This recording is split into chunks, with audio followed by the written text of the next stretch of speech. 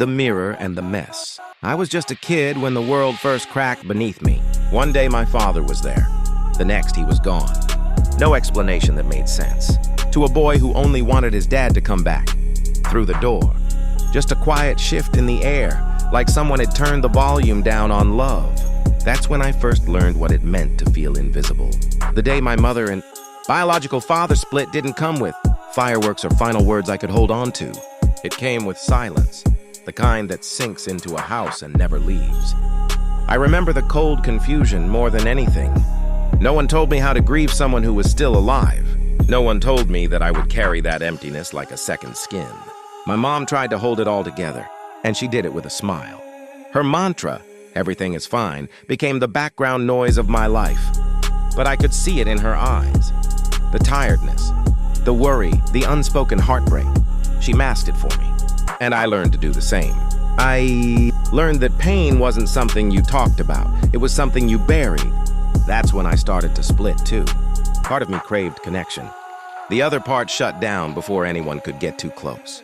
I didn't understand it at the time, but that early abandonment planted something deep inside me, a belief that people leave, that love is fragile, that being vulnerable gets you hurt. I began to build walls before I even knew what I was protecting. And then came the replacement. A new man, a stepfather. Not the comforting, firm-handed figure you see in movies. He was angry, loud, sometimes dangerous.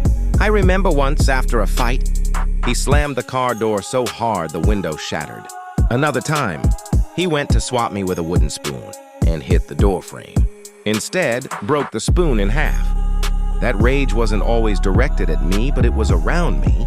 And that was enough to shape how I processed conflict and fear. I internalized everything.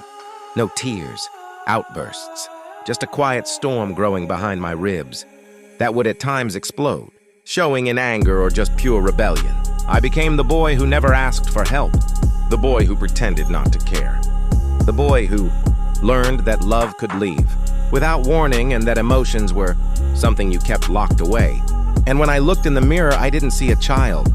I saw someone already learning how to survive instead of live. Those years didn't just hurt me, they trained me. They trained me to suppress, to perform, to push down every emotion that didn't serve me.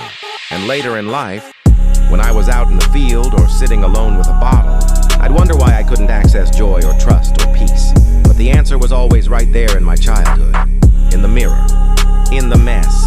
Before I blamed the war, before the drinking, before the guilt. There was a little boy who never got to feel safe, and healing didn't start until I went back for him.